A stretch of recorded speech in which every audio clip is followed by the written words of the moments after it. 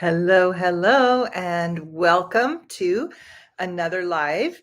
Today, I want to talk about how we, meaning myself and my daughter Tiana, handled our fears when we were in Mexico and tell you about an emergency that we had. But first, if I haven't met you, I'm Tanya. I'm the creator of our She Speaks Fluency program for women and English Coach 3Ts here on YouTube and Instagram. I would love to get to know you a little better, so let me know in the comments. I laugh at myself every time I point in the wrong direction. If you haven't heard about that, go back and watch some of my old live videos. So, last week we talked about our trip to Oaxaca, Mexico, and how we got, especially I got, culture shock. I wonder if you have ever had culture shock. And if you'd like to see that video and a little bit more about our trip to Oaxaca, you can watch that video. It was live last week, and I will link it below. But it does, I think, contribute to how we handled our fears and our everything really that happened while we were in Mexico. Tiana and I traveled to Mexico in 2019. And we spent about a month there being immersed in Spanish, which is my second language. I have my cold pack on still here. It's been very hot here in Southern California. You may have heard about the heat wave that we're having here, but it's very, very hot. So welcome everyone. Let me know where you're listening from. I see we already have Irina, Italy, Switzerland, Poland. Great to see you all here today. So, what happened? Tiana and I had made a decision that we would only speak in Spanish to each other because we were there to be immersed. And we went to an immersion program where we were actually in different groups, but most of the time outside of that time, we were together. And this particular immersion program that we went to, which was fabulous, they had lots of activities within the program, but also lots of places you could go and experience the culture of Mexico. It was fabulous.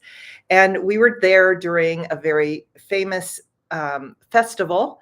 So there were a lot of parades and street vendors and all kinds of celebrations going on all of the time, which made it even that much better for us. And we took an excursion. You could call a trip outside of the school an excursion. I'll write that in the chat here, or a field trip. It's more common in the United States to call it a field trip, excursion or field trip. So we took a little field trip, and as we were coming back, the school, they didn't send somebody with us. You chose where you wanted to go. They gave you all the instructions so that you would know what to do, and then you went off on your own. There's a great phrasal verb.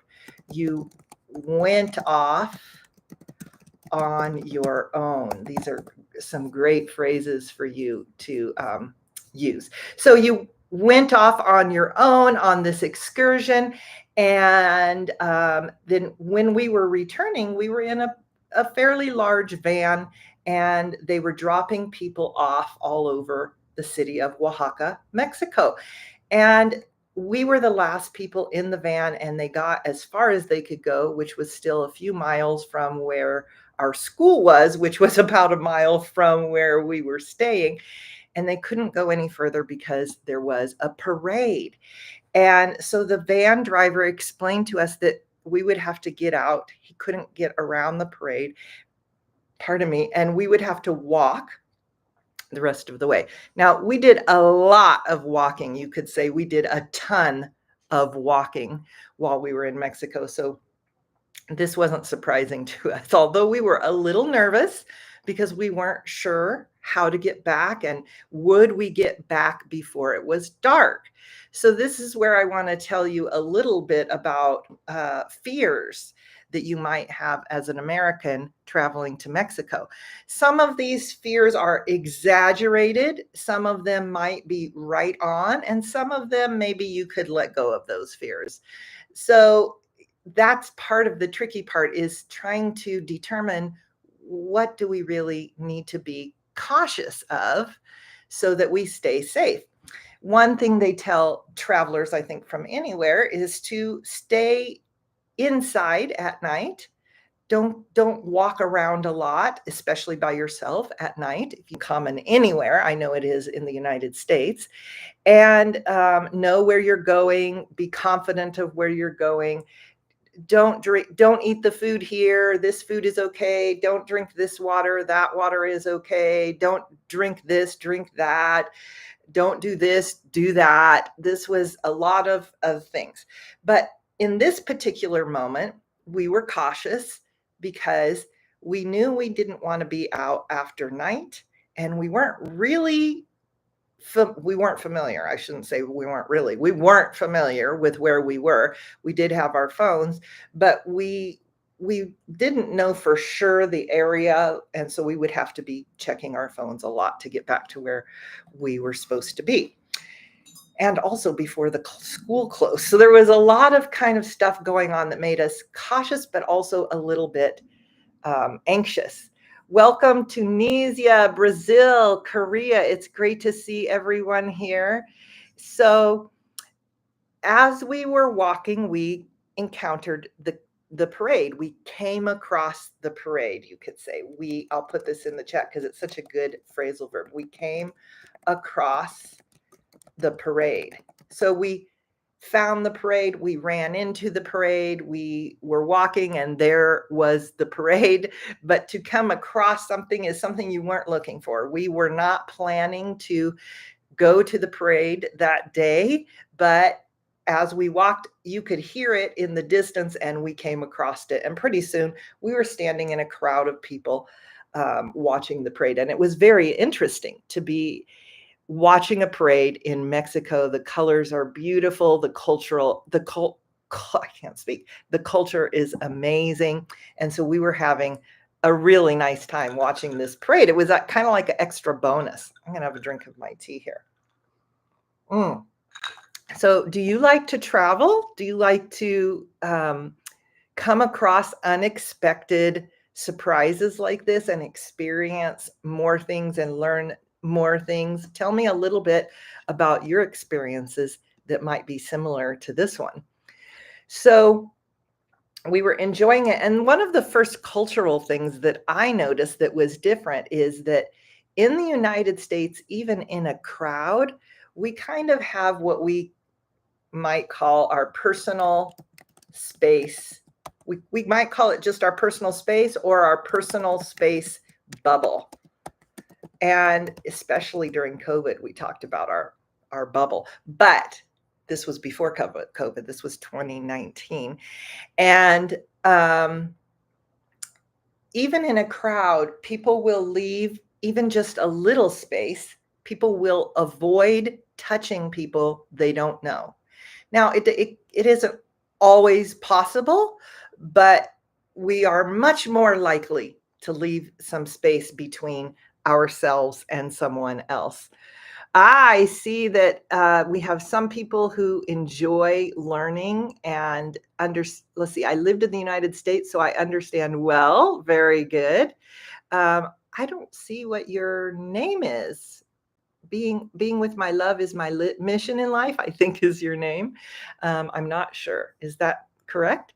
So this was unusual for us, but not terribly uncomfortable. We were there to experience things, but we were a little nervous because the parade was going and going and going, and we wanted to get back, like I said, before dark. Another thing I noticed is we were in a narrow street going this way, and there was a narrow street going that way. And of course, that's the direction the parade was going. And there were people climbing up on buildings on both sides. Now, this could happen in the United States also, but it was magnified. This is a great word, magnified. It was more. Hi, Lucy. Good to see you. And so it was interesting to watch all of these things and to notice new things. And then we were trying to make our way towards the front so we could get right to where the parade was, so that when it stopped, we could walk right through. So we're making our way to the front, and we're just a few people between us and the front of the parade. And pretty soon it stops, and Tiana and I are close to each other. And when it stopped, it was as if they opened the floodgate. So to open the floodgate is kind of like an idiom. To open the floodgate, it is an idiom. If so, in irrigation, if you have gates like this and you open them and the water flows through, we say you opened the floodgate. And we could talk about this, use this idiom like if somebody's crying a lot, the floodgates opened and she cried a lot. Or in this case, and it could be many different things, but in this case, the people were all in this area. And when the parade stopped, they just flooded forward. They walked forward so fast, and people came from all directions. And pretty soon, it was a little bit like being in the water, like being in the ocean. When the ocean picks you up like this with the water, at least the Pacific Ocean here in California. And it was a little nerve-wracking. This is a word, nerve-wracking, at first, meaning it makes you so anxious and nervous. Your nerves feel like they're going to burst. It was nerve-wracking, but not too bad at first. And then the movement was so strong. You were packed in. We say sometimes packed in like sardines. And I have this in another video, so be sure you go watch previous videos. And the people, like a wave, were moving us back and forth and up and down. And it was something I had never experienced. But then what happened is, because the force of all the people was so strong, it started to move Tiana away from me. Now, previously we had been speaking in only Spanish, like we said, but now we feel, pardon me, lost. We're not sure if we'll get back before dark. We're scared. And on top of that, she's being moved away from me. And I'm reaching as much as I can. Tiana, Tiana. And pretty soon she's further away from me than I can reach. And I panic. This is my child being moved away in Mexico. And I was just like, oh my gosh, we're going to get separated. We'll never find each other. When we are in this much fear, sometimes our way of thinking may not be as clear as when we aren't in that much fear. It wasn't funny at the time. It's a little bit interesting now, but it wasn't funny at the time. So that she's being moved away, and I am now screaming, Tiana, Tiana, and she's screaming, Mama, Mama, and we both are starting to cry. And the Mexican people noticed right away how upset and scared we were. And they worked together to push us back together. And this is making me have what I call truth bumps. In this case, I think it's love bumps. They were so kind and thoughtful and helpful to us, especially as tourists, helping us to get back together, that it did not take very much time for us to be back together. And we just clung to each other. We clung to each other. So to cling to something is to stick to it. We were clinging to each other, and so grateful to have each other back in our grasps. And so we held on to each other very tightly, and we were safe, and we were able to find our way back to the school and kind of calm down and then walk home from there. So what could have been really bad, it was one of those quick emergencies that resolves itself very quickly we learned a lot from it. I learned a lot from it. I learned to be prepared, which we felt we were prepared, but also to be emotionally prepared, especially as a woman. But I think all people, we need to be emotionally prepared in whatever we are doing. And this is, while I'm thinking of it, very similar to learning a language like you are learning English. We focus a lot on what to do and how to do it. And sometimes we don't pay any attention to being emotionally prepared.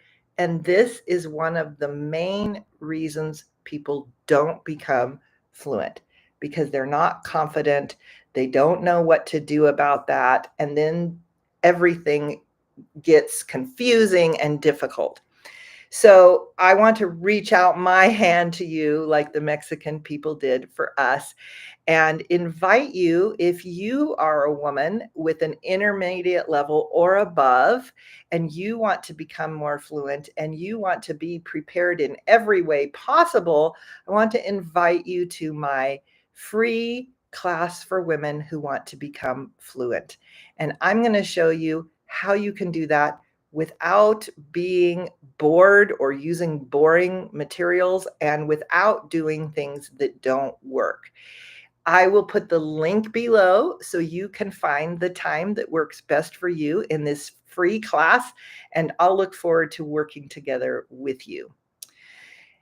So, the thing that happened for us in this situation was that we learned more. I think actually, I will speak for myself. I felt more courage after this time because I was supported by the Mexican people without asking them directly. They could see our distress. This is a great word. They could see our distress and they were willing to help us just because they could see our distress. And this is a beautiful thing to me, how people all over the world can come together and form more togetherness, more unity. I think it is such an important thing in the United States, especially at this time when our country is really being pulled apart by politics.